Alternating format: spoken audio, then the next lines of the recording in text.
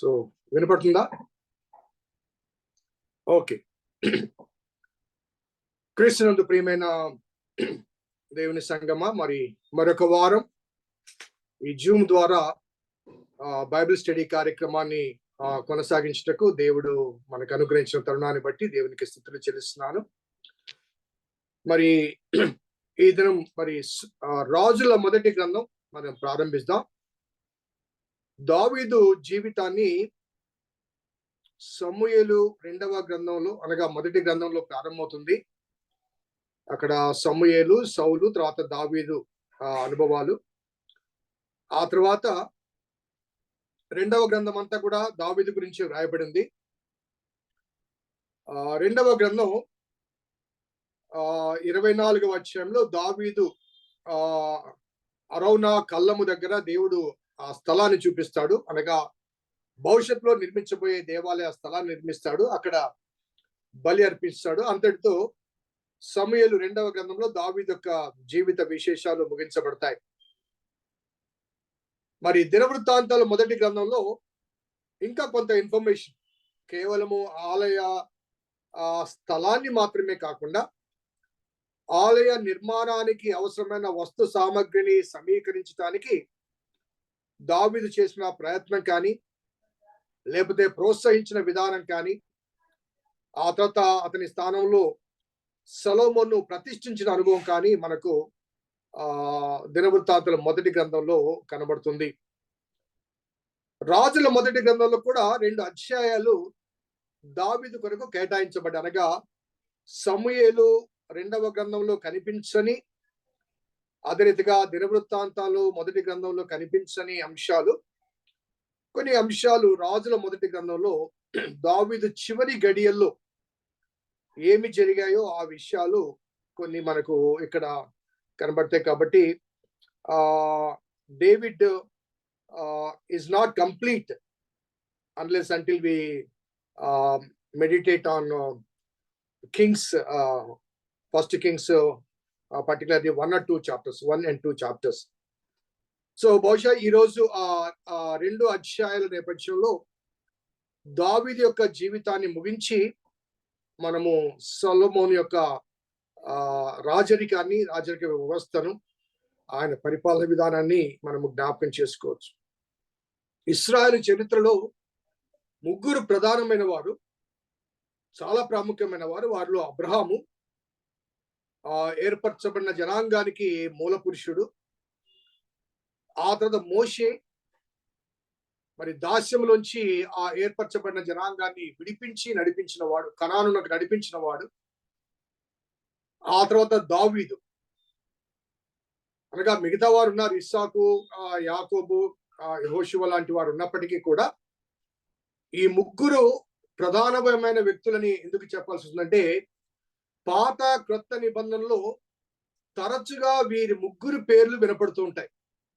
దావీదు పేరు వినపడుతుంది, మోషే పేరు వినపడుతుంది, అదే రీతిగా అబ్రహాం పేరు వినపడుతుంది. అక్కడక్కడ మిగతా వారు, యాకోబు లాంటి వారు వినపడతారు. కానీ అధిక శాతం ఈ 3 పేర్లు పాత నిబంధనలో కానీ, అదే రీతిగా క్రొత్త నిబంధనలో సువార్తల్లో కానీ, యేసు ప్రభు వారి యొక్క సందేశాల్లో కానీ, అదే రీతిగా పౌలు తదితరుల లేఖల్లో కానీ ఈ 3 పేర్లు మనకు తరచుగా కనబడుతుంటాయి. కాబట్టి చాలా ప్రాముఖ్యమైన వ్యక్తులు. మరి ప్రత్యేకించి దావీదు విషయంలో సమూయేలు మొదటి గ్రంథంలో సగభాగము దావీదు వృత్తాంతం ఉంది.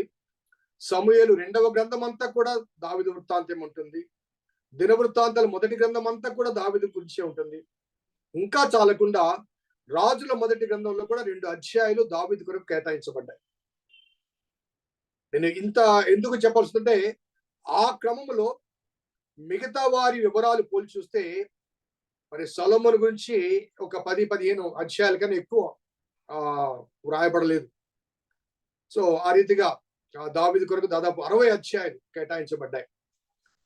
సో కాబట్టి ఇటువంటి శ్రేష్టమైన ఇశ్రాయేలు చరిత్రలో చాలా పేరుగాంచిన, అదే విధంగా క్రైస్తవ విశ్వాసానికి మరి మూలమైనటువంటి యేసుక్రీస్తు వారు ఆ దావీదు వంశం నుంచి జన్మించారు. దావీదు వంశం నుంచి జన్మించాడు. So the life of David is more important to us. అందుకనే ఈ దావీదు గురించి ఎంతగా మనము ఎన్ని అధ్యాయాలు లేకపోతే ఎన్ని క్లాసెస్ మనము ధ్యానం చేసినప్పటికీ కూడా ఇంకా ఇంకా ఇన్ఫర్మేషన్ మనకు పొందుపరచబడి ఉంటుంది. So coming to the text, రాజుల మొదటి గ్రంథం మొదటి అధ్యాయం. ఈ మొదటి అధ్యాయంలో రాజైన దావీదు బహువృద్ధుడు కాగా సేవకులు అతనికి ఎన్ని బట్టలు కప్పినను అతనికి వెట్ట కలగకుండెను. కాబట్టి రాజు వారు, మా ఏళ్లవాడగు రాజునకు నీ కొరకు తగిన చిన్నదాని వెదకుట మంచిది. ఆమె రాజైన నీ సముఖమందు నిన్ను ఆదరించి వెట్ట కలుగ చేయుటకు నీ కౌగిల్లో పండుకొనని చెప్పి ఇశ్రాయేలులో దేశ దిక్కులన్నిట్లో తిరిగి ఒక చక్కని చిన్నదాని వెదకి అభిషేకు అను షూనేమీరాలని చూచి రాజు వద్దకు తీసుకుని వచ్చిరి. సో చివరి దినాల్లో ఈ విషయం కానీ ఆ తర్వాత అతని కుమారుడు విషయాలు కానీ కొన్ని విషయాలు మిగతా గ్రంథాల్లో రాయబడలేదు. ముఖ్యంగా దినవృత్తాంతాల గ్రంథాల గురించి గతంలో నేను చెప్పాను. దినవృత్తాంతాల గ్రంథం మొదటి గ్రంథం అంతా కూడా దావీదును సాఫ్ట్ పర్సన్ గా చూపిస్తారు. దావీదులోంచి కొన్ని చేదు అధ్యాయాలు, చేదు ఇన్ఫర్మేషన్ దినవృత్తాంతాల గ్రంథంలో రాయబడదు. కాబట్టి కొన్ని చివరి కాలంలో దావీదు జీవితంలో కొన్ని సమస్యలు, కొన్ని ఇబ్బందులు మిగతా గ్రంథాల్లో మనకు అందించలేదు. ఇక్కడ షూనేమీర్ అనే ఒక అభిషేక్ అనే ఒక చిన్నదాన్ని తీసుకుని వస్తారు. మరి దావీదునకు చివరి దినాలు వచ్చినప్పుడు అతనికి చలి ఆగకపోవడం వల్ల మరి ఇది మనకు మిగతా రాజుల చరిత్రలు కూడా అక్కడక్కడ కనబడుతుంటాయి ఇటువంటి అంశాలు. రాజుల చరిత్రలు కూడా భారతీయ రాజుల చరిత్రలు కానీ లేకపోతే ముఖ్యంగా పారసీక రాజుల చరిత్రలో చరిత్ర గ్రంథాల్లో ఇటువంటి అనుభవాలు కనబడుతూ ఉంటాయి. సో వారు ఒక షూనేమీరాలన పేరు అభిషేకు, ఆమెను తీసుకుని వస్తారు. ఆమె షూనేమీరాలంటే షూనేము ప్రాంతానికి చెందిన స్త్రీ. షూనేము ప్రాంతానికి చెందిన స్త్రీ కాబట్టి షూనేమీరాలు అన్నారు. సో అదే రీతిగా ఆ షూనేము ప్రాంతము ఇస్సాకారు గోత్రానికి చెందిన ప్రాంతం. ఇస్సాకారు గోత్రం అనగా ఇశ్రాయేలు 12 గోత్రాల్లో ఇస్సాకారు గోత్రము ఒక గోత్రము. ఆ ఇస్సాకారు గోత్రానికి చెందిన ఈ స్త్రీ షూనేమ్ అనే ఊరు నుంచి వచ్చింది కాబట్టి షూనేమీరాలు. మనకు ఎలీషా కాలంలో కూడా ఒక షూనేమీరాలు కనబడుతుంది కదా. ఎలీషా కాలంలో కూడా విడిదిని ఏర్పాటు చేసి ఎలీషా కొరకు ఒక కుమారుని కంటుంది. కుమారుడు చనిపోతాడు. చనిపోయినప్పుడు ఎలీషా కొరకు కబురు చేస్తుంది. సో ఆ షూనేమీరాల్ ఆమె గనురాలని భాగ్యవంతురాలని కూడా రాయబడింది. ఈమె ఒకటి కాదు. సో ఆ కాలానికి ఈ కాలానికి చాలా చాలా దాదాపు 40-50 సంవత్సరాల వ్యత్యాసం ఉంది. కాబట్టి she is not the same person but from same village Shunem అనే ఆ పట్టణం నుంచి ఆమె తీసుకుని రాబడింది. సో ఆ చిన్నది చక్కనిది రాజుకు బాగా ఉపచారం చేసింది.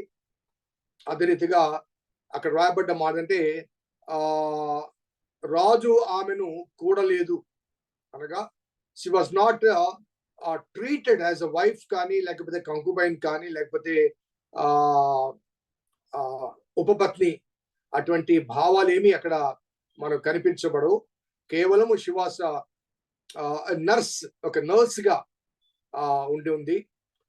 ఆమె అతని ప్రక్కలో పడుకొని అనగా వృద్ధాప్యం కాబట్టి వయసు రీత్యా దాదాపు 80 సంవత్సరాల వయసు దావీదుకు ఉంటుంది.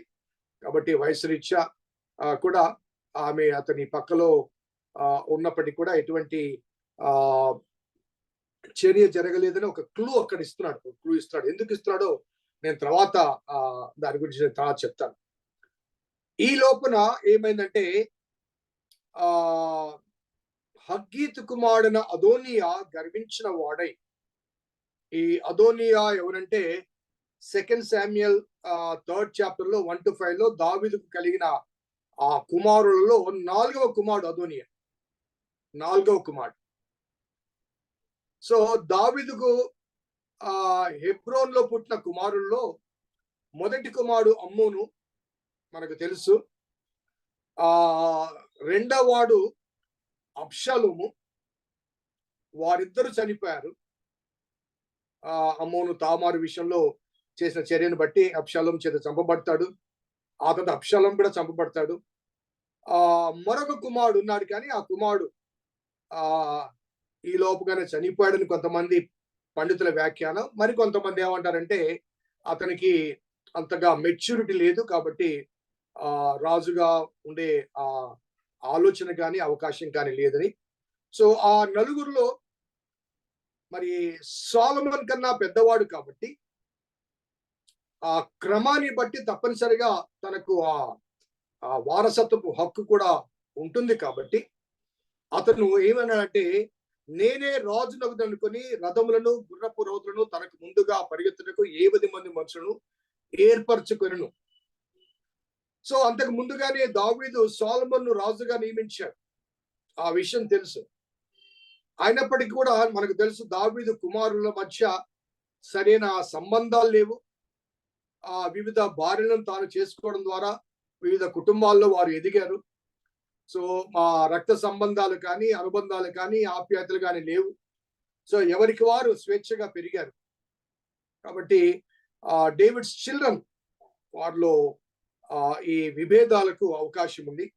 సో అదోనియా న్యాచురల్లీ సొలొమోన్ కన్నా పెద్దవాడు కాబట్టి, వర్షకంలో పెద్దవారు ముగ్గురు కూడా వారు లేరు కాబట్టి, ఉన్న యోగ్యులు కాదు కాబట్టి అతను క్లెయిమ్ చేయడానికి ఒక రీజన్ కనబడుతుంది.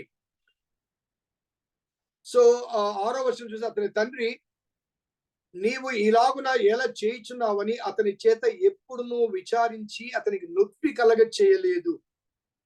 అతని తండ్రి అంటే ఎవరండి? డేవిడ్. డేవిడ్ ఇలా ఎందుకు చేస్తున్నావయ్యా అంటూ మరి ఆ అదోనియాను ప్రశ్నించిన వాడు కాదు. గతంలో కూడా మరి అబ్షాలోమును ప్రశ్నించిన వాడు కాదు. అదే రీతిగా మరి అమ్మోను తామారు విషయంలో చేయకూడని క్రియ చేసినప్పుడు అతన్ని కూడా ప్రశ్నించిన వాడు కాదు. సో అనగా దావీదు కుమారుల విషయంలో ఎప్పుడు కూడా వారిని క్రమపరచడం కానీ, క్రమపరచడానికి ఒక ప్రయత్నం చేసినట్లుగా కానీ కనిపించదు. ఇక్కడ ఈ మాట చాలా స్పష్టంగా ఉంది. నీవు ఇలాగూ ఎందుకు చేయుచున్నావని ఎప్పుడు కూడా దావీదు విచారించి అతనికి నొప్పి కలగ చేయలేదు. చాలాసార్లు మనం కూడా కదండి, బిడ్డలు బాధపడతారని కొన్ని విషయాల్లో మనము సైలెంట్ గా ఉంటాం. ఆ సైలెన్స్ ఏం చేస్తుందంటే వారిని వైలెంట్ గా మారుస్తుంది. బిడ్డలు బాధపడతారని చెప్పి నిశ్శబ్దంగా ఉంటాం, చూసి చూడనట్టుగా ఉంటాం, ఎదురు తిరుగుతారని కొన్నిసార్లు. ఎందుకంటే దావీదు వృద్ధుడు కాబట్టి వచ్చి ఏమైనా చేయొచ్చు. కాబట్టి దావీదు సమస్య దావీదుకు ఉంది కాబట్టి అతను ఆ విషయంలో సొలొమోను రాజుగా నియమించినప్పటికీ అదోనియా తిరుగుబాటు చేసి తాను రాజుగా తాను ప్రకటించుకోవడానికి చేసే ప్రయత్నంలో దావీదు సైలెంట్ గా ఉన్నాడు. మరి అతని గురించి, అతడు చూచుటకు బహు సౌందర్యం గలవాడు, అబ్షాలోము తర్వాత పుట్టినవాడు.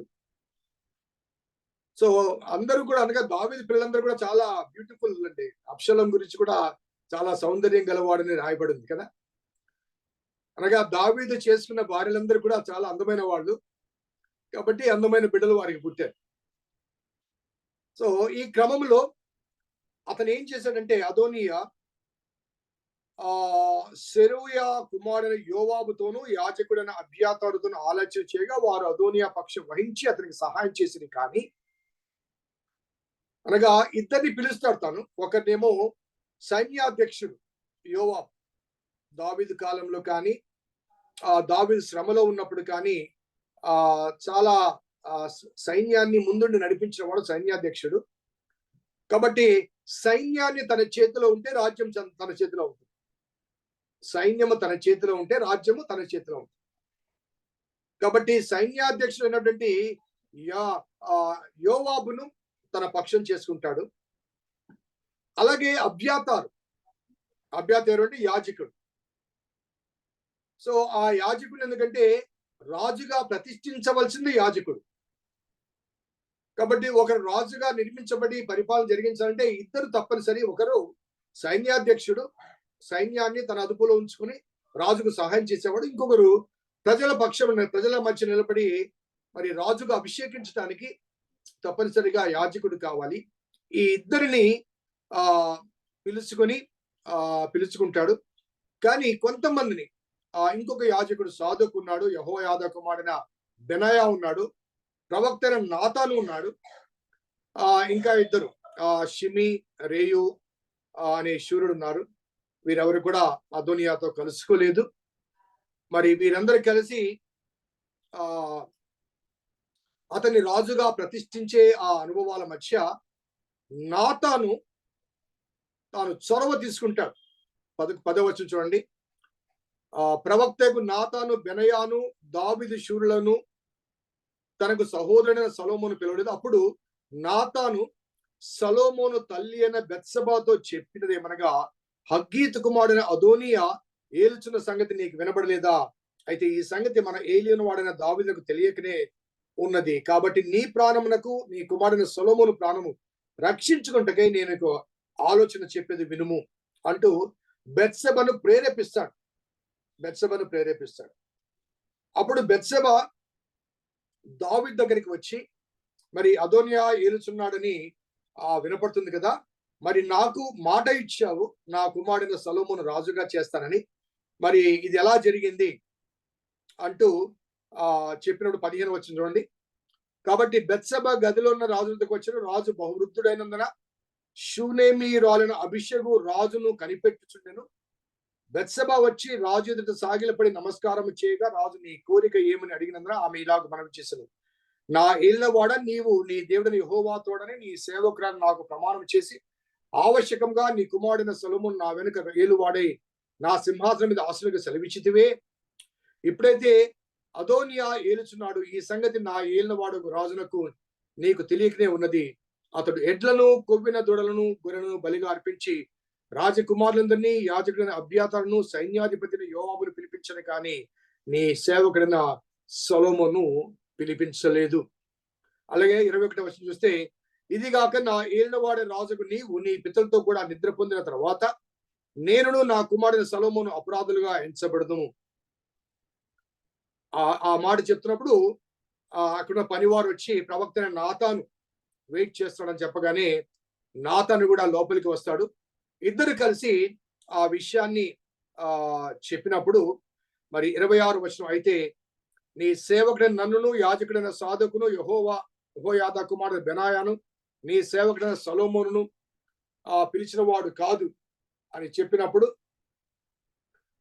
దావీదు ఇమ్మీడియట్ గా వారిని పిలిచి ఏమంటాడంటే 28వ వచనం, దావీదు బెత్షెబను పిలువమని సెలవుగా ఆమె రాజు సన్నిధికి వచ్చి ఆమె నిలబడను. అప్పుడు రాజు ప్రమాణపూర్వకంగా చెప్పినది ఏమనగా, సకల ఉపద్రవంలోంచి నన్ను విడిపించిన యెహోవా జీవముతోడు ఆవశ్యకముగా నీ కుమారుడైన సొలొమోను నా తర్వాత ఏలువాడి నాకు ప్రతిగా నా సింహాసనం మీద ఆశీర్వదించిన ఇశ్రాయేలు దేవుడైన యెహోవా నామము తోడని నేను ప్రమాణము చేసిన దానిని ఈ దినం నేను నెరవేర్చుదని చెప్పాను. బెత్షెబ సాగిలపడి రాజునకు నమస్కారం చేసి, నా ఏలిన వాడి రాజుకు దావీదు సదాకాలం బ్రతుకును గాకను. అప్పుడు రాజైన దావీదు యాజకుడైన సాదోకును, ప్రవక్తైన నాతానును, యెహోయాదా కుమారుడైన బెనయాను నా యొద్దకు పిలువమని చెప్పి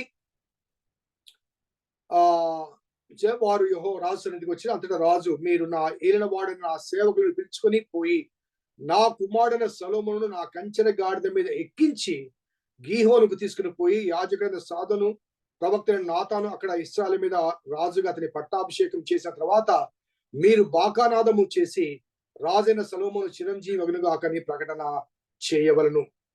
so this is the order from David. So ఎప్పుడైతే బెనయాను సాదోకు అనగా ఇంకొక యాజకుడు సాదోకును పిలిచాడో వారికి చెప్పగానే వారందరూ కలిసి దావీదు యొక్క కంచర గాడిద మీద మరి అతనికి ఎవరికి సొలొమోనుకు పట్టాభిషేకం చేస్తారు. అనగా ఆ రోజుల్లో మరి పట్టాభిషేకం అనేది ఈ కంచర రాజులకు, ఇప్పుడు మన భారతదేశంలో ఈ ఏనుగుల మీద సవారీ చేసుకుంటూ వచ్చి రాజుగారి కొరకు ప్రత్యేకం ఏనుగు ఉంటుంది. ఆ ఏనుగు మీద ఎవరు వస్తే వారు రాజా వారసులు అనే భావన కలుగుతుంది. కాబట్టి ఇక్కడ దావీదు రాజు యొక్క కంచర గాడిద మీద సొలొమోను ఎక్కించి ప్రతిష్ఠించడానికి తీసుకుని వెళ్తారు. గతంలో ఒకసారి మనము గమనించినట్లయితే ఆ అబ్షాలోము 2వ సమూయేలు 18:19లో అబ్షాలోము కూడా తన తన తన కంచర గాడిద మీద ఆ ప్రాణం చేస్తూ ప్రాణాలు దక్కించుకోవడానికి కంచర గాడిద మీద పారిపోతాడు. కంచర గాడిద మీద పారిపోతాడు. కాబట్టి కంచర గాడిద అనేది ఆ రోజుల్లో రాజులుగా పట్టాభిషేకం చేయడానికి లేకపోతే రాజా వారసత్వానికి సూచనగా గాడిద చూపిస్తుంది. కాబట్టి దావీదు యొక్క కంచర గాడిద మీద సొలొమోనును ఊరేగించి పట్టాభిషేకము చేస్తారు. మరి ఆ క్రమంలో దావీదు ఆ విషయం బెనయాకు చెప్పగానే 36వ వచనంలో బెనయా దావీదునకు ప్రత్యుత్తరం ఇస్తాడు. 36-40 వచనాల్లో సొలొమోనుకు పట్టాభిషేకం జరుగుతుంది. ఆ పట్టాభిషేకం చేసినప్పుడు ఆ ఊర్లోని వారందరూ కూడా గొప్పగా కేకలు వేసి జయము జయము జయమంటూ కేకలు వేస్తారు. 41వ వచనంలో అదోనియా అతని పిలుపుచిన వారందరూ విందులో ఉండగా విందు ముగియబోయే సమయంలో ఆ చప్పుడు వారికి వినబడను. యోవాబు బాకానాదు విని పట్టణమందు ఆ అల్లరి ఏమని అడగా యాజకుడని అబ్యాతారు కుమారుడు యోనాతాను వచ్చాను. అదోనియా లోపలికి రమ్ము, నువ్వు ధైర్యవంతుడవు, నీకు శుభ సమాచారంతో వస్తున్నావు అనగా యోనాతాను అదోనియా తను నిజముగా మన ఏలిన వాడుకు రాజునకు దావీదు సొలొమోను రాజుగా నియమించి ఉన్నాడు. రాజు యాజకుడైన సాదోకును ప్రవక్త నాతాను యెహోయాదా కుమారుడైన బెనయాను కెరేతీలు పెలేతీ అతనితో కూడా ఉన్నారు. పంపగా వారు రాజు కంచెల గాడిద మీద అతనికి ఊరేగించిరి. యాజకుడైన సాదోకు ప్రవక్త నాతాను గీహోను దగ్గర అతనికి పట్టాభిషేకం చేసిరి. అక్కడి నుండి వారు సంతోషంగా వచ్చి ఉన్నారు. అందువలన పట్టణంలో అల్లరి ఆయను మీకు వినబడిన ధ్వని ఇదే. మరియు సొలొమోను రాజసింహాసనం మీద ఆసీనుడై ఉన్నాడు. అందుకే రాజు సేవకులు మన ఏలిన వాడునకు రాజునకు దావీదు కృతజ్ఞతాస్తుతులు చెల్లింపవచ్చి, నీకు కలిగిన ఖ్యాతి కంటే సొలొమోనుకు ఎక్కువ ఖ్యాతి కలిగినట్లు, నీ రాజ్యం కంటే అతని రాజ్యం ఘనముగా ఉన్నట్లు దేవుడు దయచేను గాక అని చెప్పగా రాజు మంచం మీద సాగిలపడి నమస్కారం చేసి ఇట్లనెను, నేను సజీవునై ఉండగా ఈ దినమున జరిగినట్లు నా సింహాసనం మీద ఆసీనుడగుటకు ఇశ్రాయేలు దేవుడిని ఒకటిని నాకు దయచేసినందుకు ఆయనకు స్తోత్రము కలుగును గాక అని అనగా దావీదు చెప్పాడు. అందుకు అదోనియా పిలిచిన వారు భయపడి లేచి తమ ఇండ్లకు వెళ్ళిపోయారు. అదోనియా సొలొమోనుకు భయపడి లేచి బయలుదేరి బలిపీఠం కొమ్ములను పట్టుకుంటాడు. అదోనియా రాజైన సొలొమోనుకు భయపడి బలిపీఠం కొమ్ములు పట్టుకొని, రాజైన సొలొమోను తన సేవకుడైన నన్ను కత్తి చేత చంపకుండా ఈ దినం నాకు ప్రమాణము చేయమని మనవి చేసినట్టు సొలొమోనుకు సమాచారం రాగా సొలొమోను ఇలాగ సెలవిచ్చును, అతని తను యోగ్యునిగా అగపరుచుకునే ఎడల అతని తల వెంట్రుకలో ఒకటనను కింద పడదు, కానీ అతని యందు దౌష్ట్యము కనబడిన ఎడల అతనికి మరణశిక్ష వచ్చునని సెలవిచ్చి బలిపీఠం వద్ద నుంచి అతన్ని పిలువనంపించెను. అతడు వచ్చి రాజైన సొలొమోను ఎదుట సాష్టాంగ పడగా సొలొమోను అతనితో నీ ఇంటికి పొమ్మని సెలవిచ్చెను. సో ఇది అదోనియా ఒక తిరుగుబాటును ఏ రీతిగా సబ్సిడైజ్ చేశారో ఈ విషయాలు మనకు ఇక్కడ కనబడతాయి. ఇంకా కొంత అదోనియా గురించి వివరాలు మరలా 2వ అధ్యాయంలో కనబడతాయి. సో ఇక్కడతో అదోనియా ఒక రాజ్యకాంక్ష, అతని యొక్క తిరుగుబాటు, దాన్ని ఏ రీతిగా సబ్సిడైజ్ చేస్తారు, మరి దావీదు జోక్యం చేసుకోవడం, మరి నాతాను ప్రవక్త, అదే రీతిగా బెనాయా అనే శూరుడు వీరందరూ కలిసి సహాయం చేయడం, మరి ఈ విషయాలన్నీ కూడా మనకు మొదటి అధ్యాయంలో కనబడతాయి. ఈ ఇన్ఫర్మేషన్ మనకు సమూయేలు 2వ గ్రంథంలో కానీ అదే రీతిగా దినవృత్తాంతముల మొదటి గ్రంథంలో కానీ కనిపించవు. సో సెకండ్ చాప్టర్ కూడా మనకు ఎక్కడ కనబడదు. సెకండ్ చాప్టర్ లో ఉన్న ఇన్ఫర్మేషన్ కూడా మనకు ఎక్కడ కనబడదు. అది కూడా మనం చూద్దాం. దావీదు మరణకాలం సమీపించగా అతడు తన కుమారుడైన సొలొమోనుకు ఇలాగ ఆజ్ఞ ఇచ్చెను, లోకులందరూ పోవలసిన మార్గంలో నేను పోవచ్చున్నాను, కాబట్టి నీవు ధైర్యము తెచ్చుకుని నిబ్బరము కలిగి నీ దేవుడిని యెహోవా అప్పగించిన దాన్ని కాపాడి ఆయన మార్గం అనుసరించినలా నీవు ఏ పని పూనుకున్నను ఎక్కడ తినను అన్నిట్లో వివేకముగా నడుచుకుందువు. So final and farewell words ఒక విధంగా చెప్పాలంటే దావీదు మరణ వాంగ్మూలం అనొచ్చు, లేకపోతే మరణ పడకలోంచి మాట్లాడిన చివరి మాటలుగా మనం భావించడానికి అవకాశం ఉంది. సో సొలొమోను రాజుగా పట్టాభిషేకం చేసిన తర్వాత మరి లోకులు వెళ్ళవలసిన మార్గం నేను వెళ్తున్నాను, కానీ నీవు మాత్రం ధైర్యం తెచ్చుకోవాలి అంటూ ఆ పరిపాలనా విధానం గురించి కొన్ని చెప్తూ, మరి ముఖ్యంగా దేవుని గురించి 4వ వచనం చూడండి. నీ పిల్లలు తమ ప్రవర్తన విషయంలో జాగ్రత్తగా ఉండి నా ఎదుట తమ పూర్ణ హృదయముతోనూ పూర్ణ మనసుతోనూ సత్యం అనుసరించి నడుచుకుని ఎడల ఇశ్రాయేళ్ల రాజ్య సింహాసనం మీద ఆసీనుడొకడు నీకు ఉండక మానడని యెహోవా నన్ను గూర్చి ప్రమాణం చేసిన మాట స్థిరపరచును. ఇదే విషయాన్ని 8వ అధ్యాయం 25లో దావీదు రిపీట్ చేస్తాడు. 8వ అధ్యాయము 25లో ఒకసారి అక్కడ కూడా చూద్దాం. దేవా, ఇశ్రాయేలు దేవా, నీ కుమారు సత్ప్రవర్తన గలవారై నీవు నా ఎదుట నడిచినట్లు నా ఎదుట వారు నడిచినడలా నా దృష్టికి అనుకూలుడై ఇశ్రాయేలు మీద సింహాసన అగువాడు నీకున్నక మానడని నీవు సెలవిచ్చితివి. నీవు నీ దాసులకు నా తండ్రి దావీదునికి ఇచ్చిన వాగ్దానము స్థిరపరచుము.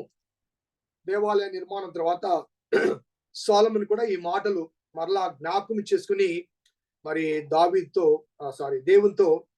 మాట్లాడుతున్న మాట కనబడుతుంది. అనగా God has given a promise to David. 2 Samuel 7th చాప్టర్లో దావీదు దేవాలయం నిర్మించాలని ఆలోచన కలిగినప్పుడు నీవు కాదు నీ కుమారుల్లో ఒకడు కడతాడు అంటూ చెప్పినప్పుడు దావీదుకు ఈ మాట ఇస్తాడు. ఆ మాట దావీదు జ్ఞాపకం తెచ్చుకొని అదే మాట సొలొమోనుకి చెప్తాడు. అదే మాట సొలొమోను దేవాలయం నిర్మించిన తర్వాత దేవుని ఎదుట ప్రార్థన చేస్తూ ఆ మాటను తిరిగి రిపీట్ చేస్తాడు. అలాగే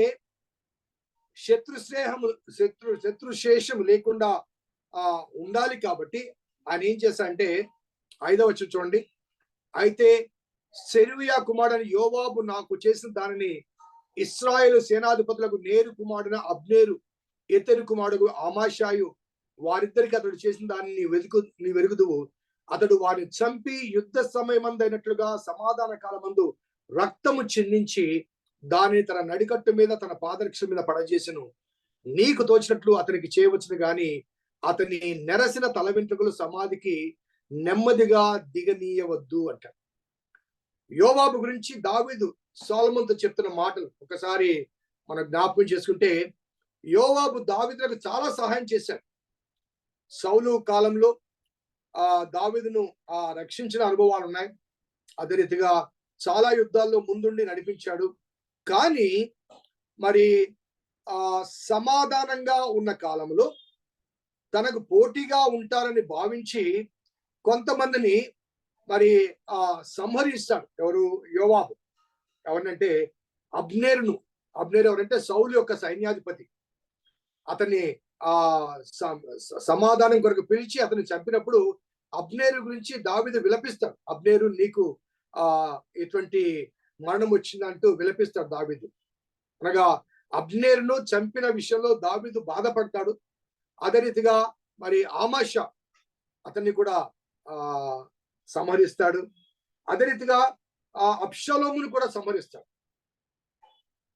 సో యుద్ధంలో సంహరించడం వేరు, కానీ సమాధాన కాలమందు అక్కడ రాయబడ్డ మాట యుద్ధంలో కాకుండా సమాధాన కాలమందు వారిని సంహరించాడు. కాబట్టి అది క్షమింపరాని నేరం. కాబట్టి యోవాబు విషయంలో అతన్ని క్షమించవద్దు అని దావీదు సొలొమోనుకు చెప్పడం అనేది కనబడుతుంది. నీకు తోచినట్లు అతనికి చేయవచ్చును కానీ అతని నెరసిన తల వెంట్రుకలు సమాధికి నెమ్మదిగా దిగనీయవద్దు. అంటే అతడు వృద్ధాప్యంలో పీస్ఫుల్ గా చనిపోకూడదు అనేది దావీదు చెప్పిన మాట. వృద్ధాప్యం అనే మాట ఎందుకని వాడంటే అప్పటికే దావీదు 70-80 సంవత్సరాల వయసు ఉంది. ఈ యోవాబు ఎవరంటే దావీదు సోదరి యొక్క కుమారుడు, అనగా బావమరిది. కాబట్టి తనకు కూడా దాదాపు అదే వయసు ఉంటుంది. సో అతన్ని పీస్ఫుల్ గా మరణానికి చేరనీయవద్దు అంటూ యోవాబు విషయం చెప్పడం చెప్తుంది. అదే రీతిగా బర్జిల్లయి గురించి కూడా చెప్తాడు. ఒకసారి చూద్దాం. 7వ వచనం. నేను నీ సహోదరుడైన అబ్షాలోము ముందర నుండి పారిపోగా గిలాదీయుడైన బర్జిల్లయి కుమారులు నాకు సహాయమునకు వచ్చిరి. నీవు వారి మీద దయ ఉంచి నా బల్ల యొద్ద భోజనము చేయి వారిలో వారిని చేర్చుము అంటాడు. ఈ బర్జిల్లై గురించి ఒకసారి 2 శామ్యూయల్ చూద్దామా? 2 శామ్యూయల్ 19th చాప్టర్.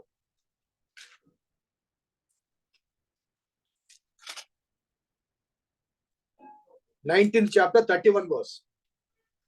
అబ్షాలోం దగ్గర నుంచి పారిపోయినప్పుడు ఈ గిలాదు వాడిన బర్జిల్లై రాజుతో కూడా వస్తాడు. అప్పటికి అతనికి 80 సంవత్సరాలు, ఐశ్వర్యవంతుడు. ఆ రాజులకు సహాయం చేసినప్పుడు రాజు అంటాడు, నువ్వు నాతో పాటు వచ్చి రాజమందిరంలో ఉండమంటే నాకు ఈ వయసులో నేను రాలేను, నా సొంత గ్రామంలో నా చివరి దినాలు గడపాలి, అక్కడే నేను వెళ్ళిపోవాలి అని బర్జిల్లయి తృణీకరించినప్పుడు, మరి నీ సంతానాన్ని నేను కాపాడుతానంటాడు. మరి ఈ 37వ వచనం చూడండి. నేను నా ఊరి అందుండి మరణమై నా తల్లిదండ్రుల సమాధి యందు పాతిపెట్టకై అచ్చటికి తిరిగిపోయినట్లు నాకు సెలవిమ్ము, చిత్తగించుము. నీ దాసుడు కింహాను నా ఏలిన వాడువును రాజు నీతో కూడా వచ్చటకు సెలవిమ్ము. నీ దృష్టికి ఏది అనుకూలము దాన్ని అతనికి చేయమని సెలవుగా, రాజు కింహాము నాతో కూడా రావచ్చును, నీ దృష్టికి అనుకూలమైనది నేను దానికి అతనికి చేసేదను. సో ఈ బర్జిల్లై కుటుంబం దావీదునకు సహాయం చేశారు కాబట్టి ఆ కుటుంబం పట్ల ఏమి చేయాలో మరి సొలొమోనుకు చెబుతూ ఇక్కడ 2వ అధ్యాయం 7వ వచనంలో, నీవు వారి మీద దయవుంచి నీ బల్ల ఎదుట భోజనం చేయ వారిలో చేర్చుమంటాడు. అలాగే 3వ వ్యక్తి, మరియు బెన్యామీడన గెరా కుమారుడు బహూరీము ఊరాడిన షిమి నీ యొద్దనున్నాడు. నేను మహనీయము వెలుచుండగా అతడు నన్ను శపించును. నన్ను ఎదుర్కొంటకే అతడు యోర్దాను నది దిగి రాగా యెహోవా తోడు కత్తి చేత నిన్ను చంపనని ప్రమాణం చేసితిని. వారిని నిర్దోషిగా ఎంచవద్దు, నీవు సుబుద్ధి గలవాడు గనుక వాణ్ణి ఏమి చేయవలను అది నీకు తెలియను అంటాడు. ఈ గెరా కుమారుడు షిమి గురించి కూడా ఒకసారి మనము 2 శామ్యూయల్ 16th లో చూద్దాం. దావీదు అన్ని జ్ఞాపకం పెట్టుకొని ఒక్కొక్కటి తన కుమారునికి తెలియచేస్తున్నాడు. 16:5 చూడండి. దావీదు రాజైన దావీదు బహూరీము దాపునకు వచ్చినప్పుడు సౌలు కుటుంబీకుడు గెరా కుమారుడు షిమి అనొకడు అతడికి వచ్చి బయలుదేరి వచ్చిన అతడు వెంట నడుచుతూ దావీదును శపించుచు, జనులందరూ బలార్జునందు దావీదు ఇరుపార్శ్వంలో ఉండగా రాజైన దావీదు మీదను అతని సేవకుల మీదను రాళ్ళు రువ్వుచు, ఈ షిమి నరహంతకుడా దుర్మార్గుడా చీపో నీవేళ అంటూ మరి దావీదును శపించినట్లుగా లేకపోతే దూషించినట్లుగా కనబడుతుంది. అప్పుడు అభిషై అతని చంపాలని ప్రయత్నం చేసినప్పుడు 10వ వచనంలో దావీదు అంటాడు, అందుకు రాజు సెరూయా కుమారులారా మీకును నాకును ఏమి పొందు, వాడిని శపింపనీయుడి, దావీదును శపించమని యెహోవా వానికి సెలవేగా నీవు ఇలాగ ఎందుకు చేయించున్నావని ఆక్షేపణ చేయగలవాడు ఎవడని చెప్పి అభిషేక్తోను అతని సేవకులు పలికినగా, నా కడుపున పుట్టిన నా కుమారుడు నా ప్రాణము తీర్చుండగా ఈ బెన్యామీనుడు ఈ ప్రకారం చేయట ఏమి ఆశ్చర్యము అంటూ మరి అక్కడ పలుకుతాడు. ఆ తర్వాత 19వ అధ్యాయంలో ఈ షిమి అనేవాడు ఎప్పుడైతే అబ్షాలోము చనిపోతాడో తిరిగి దావీదు రాజు అవుతాడో, ఈ షిమి అనేవాడు 19వ అధ్యాయం 16 చూడండి. అంతలో బహూరీము దగ్గర ఉన్న బెన్యామీనుకు గెరా కుమారుడు షిమి త్వరపడి రాజైన దావీదు ఎదుర్కొంటకై యూదా వార్త కూడా వచ్చును. అతని యొద్ద 1000 మంది బెన్యామీను నుండి మరియు సౌలు కుటుంబములకు సేవకుడుకు సీబాకు అతని 15 కుమారులు అతని 25 మంది దాసులు వచ్చి రాజు ఎదుట నది దాటిని రాజు ఇంటి వారు అవతలకు దాటించిన రాజు దృష్టికి అనుకూలమైన దాని చేటకు దేవుడు ఊతలకు తెచ్చి ఉండేది. అంతటా గెరా కుమారుడు షిమి వచ్చి రాజు యోర్దాను దాటిపోగానే అతనికి సాష్టాంగ పడి, నా ఏళ్ళవాడా నేను చేసిన ద్రోహము నా మీద మోపకము, నా ఏళ్ళవాడు రాజులకు నీకు యెరూషలేమును విడిచిన వేళ నీ దాసులకు నేను మూర్ఖించి చేసిన దోషములకు జ్ఞాపకం ఉంచుకొనకము, మనసులకు ఉంచుకొనొద్దు. నేను పాపము చేసింది నాకు తెలిసినది కనుక యోసేపు వారందరితో కూడా నా ఏళ్ళవాడు నేను ఎదుర్కొంటకై నేను ముందుగా వచ్చాను అంటూ అక్కడ ప్లేటు ఫిరాయిస్తాడు.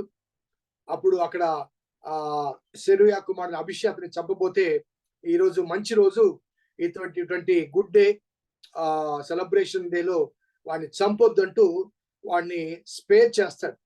స్పేర్ చేసి రాజు అతనికి ప్రామిస్ చేస్తాడు. కాబట్టి దావీదు బ్రతికిన కాలం అంతా కూడా ఈ షిమి కి ఎటువంటి హాని జరగదు. కానీ అతడు ఎటువంటి దుర్మార్గుడో తెలుసు కాబట్టి, అతడు తిరిగి సొలొమోను విషయంలో దుర్మార్గత ప్రవర్తించే అవకాశాలు ఉన్నాయి కాబట్టి, మరి దావీదు అతని విషయంలో హెచ్చరిక చేసి డోంట్ స్పేర్ హిమ్, అతన్ని స్పేర్ చేయొద్దు అంటాడు. కాబట్టి మొదటి రాజుల గ్రంథం 2వ అధ్యాయము 36 46 వచనాల మధ్య కాలంలో షిమీని ఏ రీతిగా చంపించాడో ఈ విషయాలు మనకు కనబడతాయి. సో 10వ వచనంలో మనం గమనించినట్లయితే తర్వాత దావీదు తన పితరులతో కూడా నిద్ర పొంది దావీదు పట్టణం మందు సమాధిలో పెట్టబడను. దావీదు ఇశ్రాయేలు ఏలిన కాలము 40 సంవత్సరములు. హెబ్రోన్లో అతడు 7 సంవత్సరములు, యెరూషలేములో అతడు 33 సంవత్సరములు అతడు ఏలెను. సో ఇక్కడతో దావీదు జీవితం అయిపోతుంది. కానీ సొలొమోను జీవితంలో ఒక సమస్య అలాగే మిగిలిపోతుంది. ఆ సమస్య ఏంటంటే దావీదు 4వ కుమారుడు అయినటువంటి తిరుగుబాటు చేసినటువంటి అతని అదోనియా క్షమాపణ కోరుతాడు. క్షమాపణ కోరినప్పటికీ కూడా అతని బుద్ధి మారదు. మరి కాబట్టి శత్రు శేషం ఉండకూడదు అంటారు కదా. కాబట్టి ఆ విషయం గురించి 12వ వచనం నుంచి మిగతా వాక్య భాగం అంతా కూడా అతని పట్ల మరి సొలొమోను ఎలా ప్రవర్తించాడు అన్న విషయాలు మనకు కనబడతాయి. అతను ఏం చేశాడంటే, నేను క్లుప్తంగా ఈ స్టోరీ చెప్తాను. అదోనియా బెత్షెబా దగ్గరికి వచ్చి, సో నేను రాజు కావాలనుకున్నాను, కానీ నా తమ్ముడు సొలొమోను అనగా నీ కుమారుడు సొలొమోను రాజు అయ్యాడు కాబట్టి నా తమ్ముడే కాబట్టి సమస్య లేదు, కానీ ఒక చిన్న రిక్వెస్ట్ ఒకటి ఉంది అంటూ 16వ వచనం చూడండి. ఇప్పుడు నేను ఒక మనవి చేసుకుంటున్నాను, కాదనకము. ఆమె చెప్పుమనగా అతడు రాజగు సొలొమోను షూనేమీరాలిన అభిషేకును నాకు పెళ్లికిచ్చుటకు దయచేయమని అతనితో చెప్పవలనను. అతడు నీతో కాదని చెప్పడను. బెత్షెబా మంచిది, నిన్ను గూర్చి రాజుతో చెప్పెదను అనెను. సో ఈ అదోనియా వచ్చి ఏమని అడుగుతున్నా అంటే, షూనేమీరాలకు అభిషేకును నాకిచ్చి పెళ్లి చేయమని చెప్పు, అది చాలు అంటాడు. మనకు దావీదు రాజుల మొదటి గ్రంథంలో 1వ అధ్యాయంలో ఆమె చాలా చక్కనిదని, దావీదు వెట్ట కలిగించడానికి అతని కౌగిల్లో పండుకున్నదని, దావీదు ఆమెను కూడలేదని ఈ వివరాలు రాయబడ్డాయి. కానీ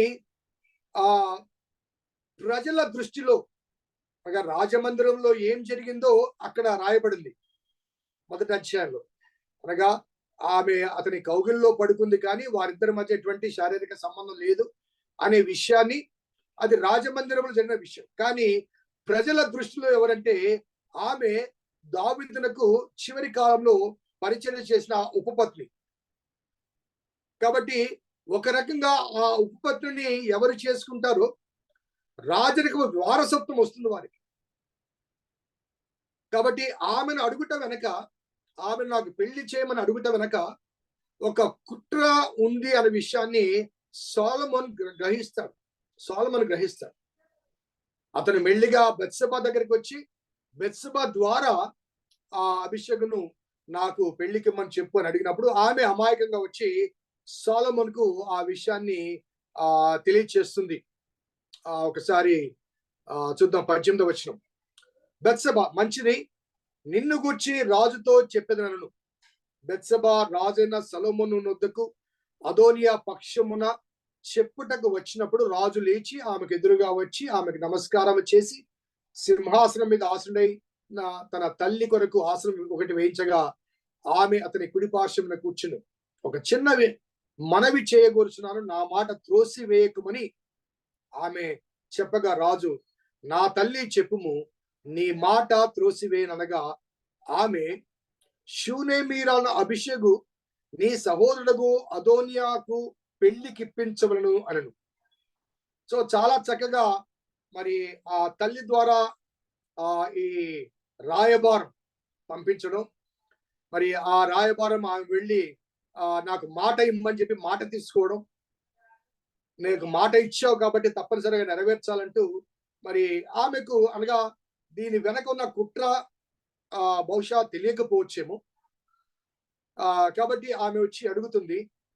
అప్పుడు సాల్మన్ సర్కాస్టికల్ గా ఆమెతో కొన్ని మాటలు మాట్లాడతాడు. అదేంటంటే 22వ వచనం చూడండి.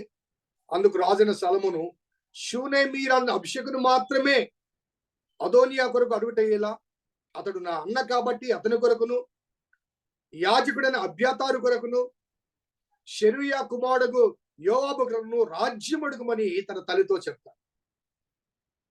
రాజ్యం అడగమ్మా, కేవలం ఒక స్త్రీని మాత్రం అడుగుతావంటే రాజ్యం అడుగు, రాజ్యం కూడా ఇస్తాను అని సర్కాస్టిక్ గా మాట్లాడుతూ అక్కడ మరి అదోనియా గురించి మాత్రమే కాకుండా అబ్యాతారు గురించి, యోవాబు గురించి కూడా మాట్లాడుతుంది. ఎందుకంటే ఈ అబ్యాతారు అదోనియాకు పట్టాభిషేకానికి వెళ్ళిన యాజకుడు, అలాగే యోవాబు సైన్యాధ్యక్షుడు. అనగా వీరిద్దరు కూడా యోవాబు పక్షం వహించిరని, అనగా అదోనియాను ఈ రీతిగా పంపడం వెనక ఉన్న కుట్రలో వీరిద్దరు కూడా పాలి భాగస్థులని సొలొమోను గ్రహించి, కేవలము అభిషేకును మాత్రమే అడుగుతావేంటి, మరి రాజ్యం అడుగు, అతనికి మాత్రమే కాదు అబ్యాతారుకు యోవాబు కూడా రాజ్యం ఇమ్మని అడుగుమని చెప్తాడు. ఆ మాట కొద్దిగా సర్కాస్టిక్ గా మాట్లాడి ఆ తర్వాత సొలొమోను చేసిన క్రియ చూస్తే, మరియు రాజైన సొలొమోను యెహోవా తోడు అదోనియా పలికిన ఈ మాట వలన అతని ప్రాణమునకు నష్టము రాకపోయినట్లా దేవుడు నాకు గొప్ప అపాయము కలగచేయును గాక. నన్ను స్థిరపరిచి నా తండ్రి సింహాసనం మీద నన్ను ఆసీనుగా చేసి తన వాగ్దానం ప్రకారం నాకు కుటుంబం కలగచేసి యెహోవా జీవంతోడు అదోనియా ఈ దినమున మరణమునకు చెప్పి యెహోయాదా కుమారుని బెనాయానికి పంపగా అతడు అదోనియా మీద పడినందున అతడు చనిపోయాను. సో మొదటి అధ్యాయం చివరిలో అదోనియా క్షమాపణ అడుగుతాడు, నా ప్రాణాలు కాపాడమని అడుగుతాడు. అప్పుడు సొలొమోను ఏమంటే, నువ్వు సత్ప్రవర్తన కలవాడు అయితే నీ ప్రాణముకేమి హాని కలిగించను, నీ తల వెంట్రుకలు ఒక్కటి కూడా రాలదు అంటాడు. ఆ సత్ప్రవర్తన కలిగినంత కాలము నీకు ఏ హాని కలగదంటాడు. ఎప్పుడైతే ఆ ప్రవర్తనలో ఒక కుట్ర కనబడుతుందో ఇమ్మీడియట్ గా అతని సంహరించడం జరుగుతుంది. 26వ వచనంలో తర్వాత రాజు యాజకుడైన అబ్యాతారునకు సెలవిచ్చిందేమనగా, అనాతోతుల్లో నీకు కలిగిన పొలమునకు వెళ్ళుము, నీవు మరణమునకు పాత్రుడవైతివి, కానీ నీవు నా తండ్రి అయిన దావీదు ముందర దేవుడైన యెహోవా మందసమునకు మోసి నా తండ్రి ప్రార్థించిన శ్రమలన్నిట్లో శ్రమ పొందితివి గనక ఈవేళ మరణశిక్ష నీకు విధించను. ఆ తర్వాత రాజు అబ్యాతారును యెహోవాకు యాజకుడిగా ఉండకుండా తీసివేసెను. అందువలన యెహోవా ఏలీ కుటుంబీకులను గూర్చి షిలోహులో ప్రమాణం చేసిన మాట నెరవేరెను. అనగా ఈ అబ్యాతారు ఏలీ కుటుంబానికి చెందినవాడని మరి మొదటి సమూయేలు గ్రంథము 21వ అధ్యాయం ఒకసారి చూద్దామా.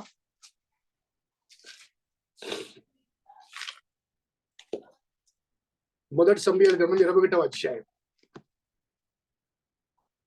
దావీదు నోబులో యాజకుడైన అహీమేలకు వద్దకు వచ్చెను. ఈ అహీమేలు ఇక్కడ ఈ వృత్తాంతంలో అతడు సముఖపు రొట్టెలు దావీదుకి ఇస్తాడు, దావీదు తింటాడు. ఆ విషయం తెలిసి సౌలు వచ్చి అక్కడ 85 మంది యాజకులను సంహరిస్తాడు. ఆ సంహరించినప్పుడు తప్పించుకున్న వారిలో ఈ అహీమేలకు కుమారుడైనటువంటి అబ్యాతారు ఒకడు. ఆ అహీమేలు కుమారుడైనటువంటి అబ్యాతారు. ఒకసారి 20వ వచనం చూడండి. 22వ అధ్యాయం 21వ వచనం. మొదటి సమూయేలు 22వ అధ్యాయం 20వ వచనం. అయితే యెహూతూబు కుమారుడైన అహీమేలకు కుమారులు అబ్యాతారు అని ఒకడు తప్పించుకొని పారిపోయి దావీదు వద్దకు వచ్చి సౌలు యెహోవా యాజకులను చంపించిన సంగతి దావీదుకు తెలియచేయగా, దావీదు ఆ దినమున ఎదోమీడైన దోయేగు గురించి చెప్తూ అబ్యాతారును తన దగ్గర ఉంచుకుంటాడు. ఆ తర్వాత అబ్యాతారు యాజకునిగా చాలా కార్యక్రమాల్లో మరి దావీదుకు సహకారిగా ఉంటాడు. సో కాబట్టి ఆ అదోనియాను సంహరించిన సొలొమోను అబ్యాతారును సంహరించాడు. ఎందుకంటే 2 కారణాలు. అంతకు ముందు దావీదునకు సహాయం చేశాడు. రెండవది యాజకుడు అతడు. యాజకుడు కాబట్టి యెహోవా చేత అభిషేకించబడినవాడు కాబట్టి యాజకుడు కాబట్టి యాజకుని మీదికి మరి సౌలు కత్తి చూపిన రీతిగా సౌలు దాదాపు 85 మంది యాజకుని చంపుతాడు కదండి.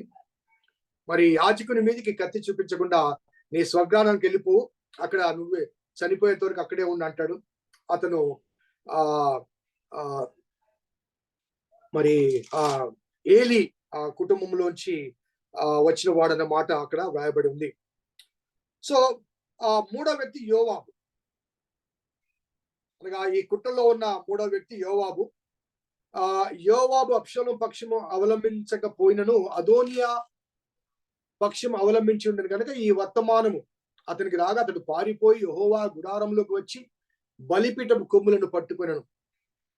సో పాత నిబంధనల కాలంలో, రాజుల కాలంలో చాలా సార్లు ప్రాణాలు కాపాడుకోవడానికి ఆలయంలో ప్రవేశించి ఆ బలిపీఠపు కొమ్ములు పట్టుకోవడం అనేది మనకు హిజ్కియా కాలం, ఉజ్జియా కాలంలోనూ మనకు కనబడుతుంది.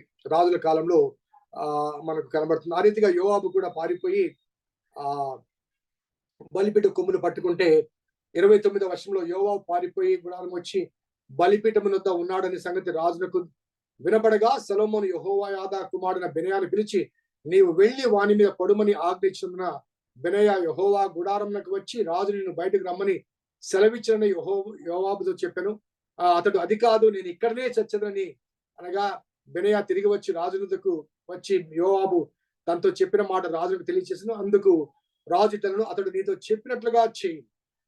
అతడు దారపోసిన నిరపరాధుల రక్తమును నా మట్టుకును నా తండ్రి కుటుంబం మట్టుకును పరిహారం చేయటకి అతని చంపి పాతి పెట్టుము అంటూ నేరు కుమారుడు ఇశ్రాయేలు వారి సమూహాధిపతిన అబ్నేరును ఆమాషాను అను తనకంటే నీతి పనులను యోగ్యుడవగు ఈ ఇద్దరు మనుషుల మీద పడి యోవాబు నా తండ్రి అయిన దావీదును ఎరుగకుండా కత్తి చేత వారిని చంపివేసిన గనుక అతడు దారపోసిన రక్తము యెహోవా అతని మీదకి రప్పించినంటూ అక్కడ అతన్ని కూడా మరి సంహరించినట్లుగా మనకు కనబడుతుంది. ఆ తర్వాత 3వ అధ్యాయంలోకి మనము వచ్చినట్లయితే నేను మొదటి పారాగ్రాఫ్ మాత్రమే చదివి చెప్పి నేను ముగిస్తాను. ఎందుకంటే 1 అవర్ అయింది కాబట్టి మొదటి 3 వచనాల్లో ఆ తర్వాతగా శత్రుశేషము వెళ్ళిపోయిన తర్వాత సొలొమోను ఐగుప్తు రాజైన ఫరో కుమార్తెను పెళ్లి చేసుకుని అతనికి అల్లుడాయెను. సొలొమోను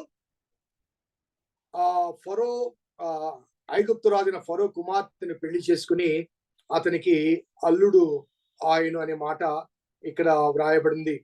ఆ తర్వాత యెహోవా మందిరమును యెరూషలేము చుట్టూ ప్రాకారమును కట్టించడం ముగిసిన తర్వాత ఫరో కుమార్తెను దావీదు పురం రప్పించును.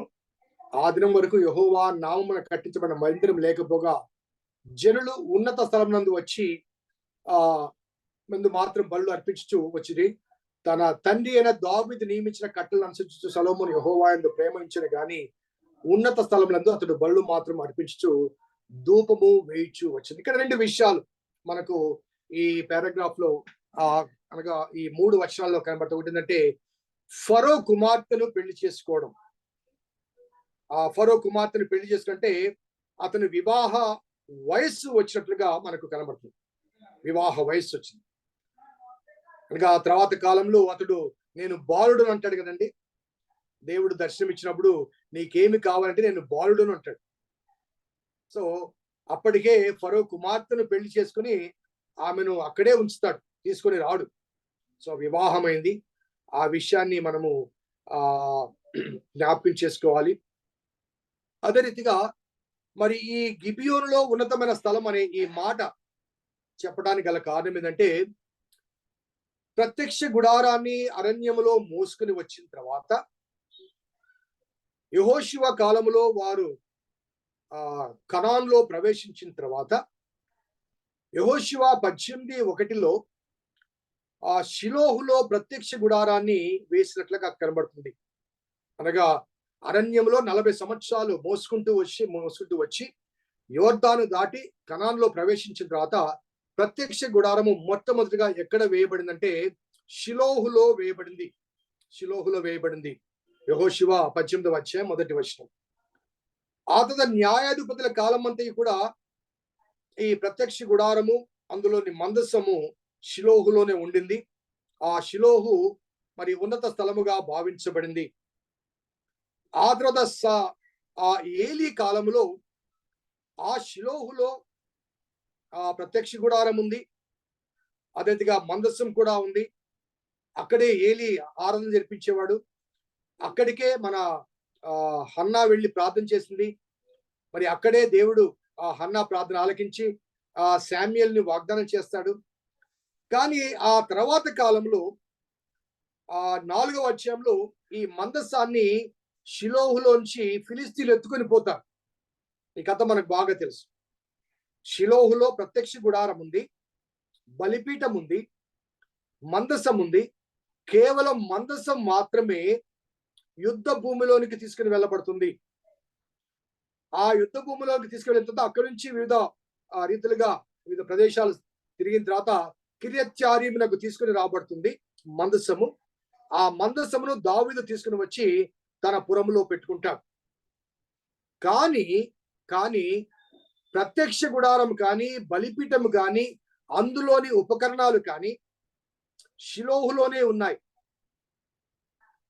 ఆ తర్వాత సౌలు రాజు అయిన తర్వాత ఈ షిలోహు ఈ ఫిలిస్తీన్లకు చాలా దగ్గరగా ఉంది కాబట్టి షిలోహు వెళ్ళటానికి సౌలుకు కష్టమైంది కాబట్టి ఈవెన్ సమూయేలు కూడా తిరిగి షిలోహు వెళ్ళడు. ఆయన రామాలోను, మిస్పాలోను, గిబియాలోను ఆయన బల్యర్పులు జరిగించేవాడు. ఈవెన్ సాల్మన్ టైంలో కూడా ఆయన షిలోహు వెళ్ళడు. కాబట్టి ఈ షిలోహులో ఉన్న ప్రత్యక్ష గుడారాన్ని, బలిపీఠాన్ని మరి సౌలు రాజు తన సొంత ఊరైనటువంటి గిబియా, అదే గిబియోనుగా తర్వాత కాలంలో పిలువబడింది, గిబియోకి తీసుకుని వచ్చి గిబియోన్లో మరి సౌలు అక్కడ ఉంచాడని తెలుస్తుంది. కాబట్టి దావీదు తీసుకుని వచ్చింది కేవలం మందసం మాత్రమే. ప్రత్యక్ష గుడారం గిబియోనులో ఉంది కాబట్టి దేవాలయం ఇంకా నిర్మించబడలేదు. దావీదు కేవలము ఆ మందసం కొరకు తాను సొంతగా గుడారం వేపించి అక్కడ మందసాన్ని ఉంచాడు. కానీ మోషే చేత నిర్మించబడిన ప్రత్యక్ష గుడారం అనేది అది అక్కడే అనగా గిబియోనులోనే ఉండింది. అది నేను తర్వాత రెఫరెన్స్ మీకు చూపిస్తాను. ఒకసారి సెకండ్ ఓకే, నేను తర్వాత చూపిస్తాను ఆ విషయం. సో ఆ తర్వాత ఈ సొలొమోన్ ఈ శత్రుశేషాన్ని సంహరించిన తర్వాత ప్రత్యక్ష గుడారం గిబియోన్లో ఉంది కాబట్టి, బలిపీఠం కూడా గిబియోన్లో ఉంది కాబట్టి గిబియోనికి వెళ్ళి అక్కడ బలులు అర్పించి అక్కడ రాత్రి ఆయన ఉంటాడు. అక్కడ దేవుడు అతనికి దర్శనమిస్తాడు. సో ఈ గిబియోనుకి ఎందుకు వెళ్ళాడు అనేది చెప్పడానికి నేను ఈ 3 వచనాలు మీ దృష్టికి తీసుకుని రావడం కనుక, గిబియోను ఉన్నతమైన పట్టణముగా మరి భావించబడటానికి పిలువబడటానికి గల కారణం ఏంటంటే సౌలు తన సొంత ఊరైనటువంటి గిబియాకు ఈ ప్రత్యక్ష గుడారాన్ని, అందులోని ఉపకరణాలు, ముఖ్యంగా బలిపీఠాన్ని తీసుకుని వెళ్ళాడు. కాబట్టి బలిపీఠం ఎక్కడ ఉంటే అక్కడ బలులు అర్పిస్తారు. కాబట్టి మరి ఈ గిబియోనులో మరి అది ముఖ్యమైన ఉన్నతమైన స్థలముగా భావించబడి ప్రజలందరూ అక్కడికి వెళ్ళి బలులు అర్పిస్తున్నారు. కాబట్టి సొలొమోన్ ప్రజల యొక్క మన్నన పొందటానికి, ప్రజల చేత అంగీకరించబడటానికి, ప్రజల చేత ఉన్నత స్థలముగా భావించబడినటువంటి గిబియోనికి వెళ్ళి అక్కడ బల్యర్పణ గావించి ఆ రాత్రి అక్కడ తాను శ్రద్ధ తీర్చుకుంటాడు. సో అక్కడ ఆ రాత్రి ఏం జరిగింది అన్న విషయాలు, ఆ తర్వాత విషయాలు మనం నెక్స్ట్ క్లాస్ లో జ్ఞాపకం చేసుకుందాం. ఎందుకంటే నెక్స్ట్ క్లాస్ దానికి నాకు మ్యాప్ కూడా కావాలి కాబట్టి నెక్స్ట్ క్లాస్ ఫిజికల్ గా ఉంటుంది చర్చ్ లో. నెక్స్ట్ వీక్ మేము వస్తున్నాం కాబట్టి మరి అప్పుడు మ్యాప్ లో మిగతా విషయాలు కూడా నేను జ్ఞాపకం చేస్తాను. సో మోహన్ రావు గారు ప్రార్థన చేస్తారా?